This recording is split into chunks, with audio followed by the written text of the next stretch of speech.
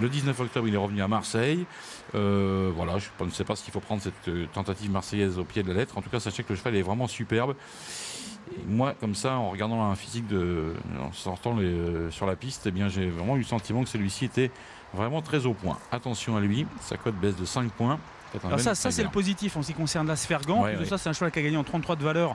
Ensuite, il a été pénalisé de 5 livres. Il est passé en 35,5. Voilà pourquoi il a pu participer à un quintet plus.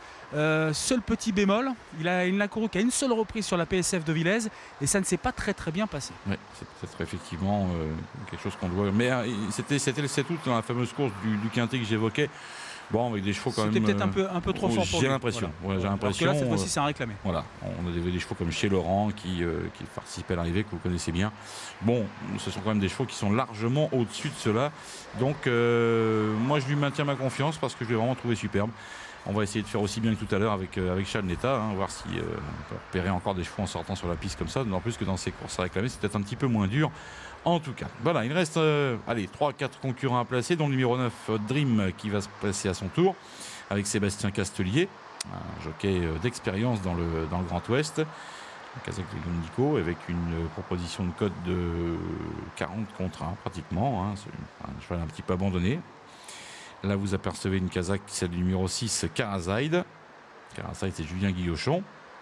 Et juste derrière, le numéro 3, Della Pearl. Ça, c'est une très belle possibilité, 5,70 €. Rien à lui reprocher. Récente sortie victorieuse donc sur l'hippodrome de Pornichet sur le parcours qui nous intéresse. C'était le 19 octobre. Oui, c'est pas vieux, ça fait une quinzaine de jours à peu près.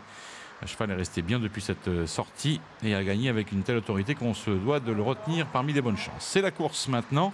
Elle démarre à l'instant même. Chacun s'était lancé. On essaie bien de bien sortir avec Danse Celtique, le numéro 8, qui n'a pas vraiment jailli. Par contre, Nuit de tempête pour la Kazakh d'Axel Nègre de Vatrigan est bien parti. À l'instar du numéro 6, Karazaïd, qui se retrouve en bonne position. Le 4, Kestor, vient également tout près des animateurs, accompagné par Bosways avec le numéro 11, Pathfinder, qui vient un petit peu plus loin.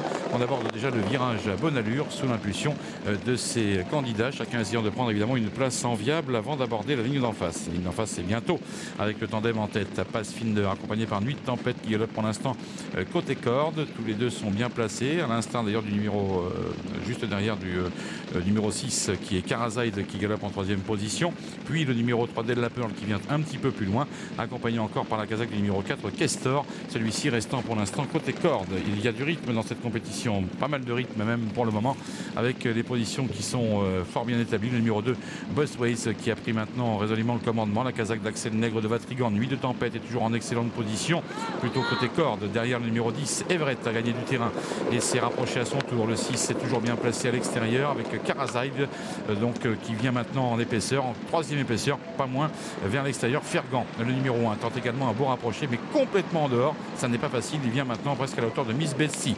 L'entrée de la ligne d'arrivée est proche maintenant. Rien n'est joué pour la victoire. Karazaïd va essayer de réaccélérer. Attention à l'attaque de Fergan à l'extérieur qui se manifeste maintenant pour les premières places. À la corde, Nuit de tempête également poursuit son ascension et essaie de lutter pour la victoire. Les concurrents qui sont dans la phase finale maintenant, alors qu'il reste environ une centaine de mètres à parcourir, avec Fergan, le numéro 1, qui s'envole littéralement vers la victoire et qui gagne aisément ce tournoi devant le numéro 3 Della Pearl qui est deuxième.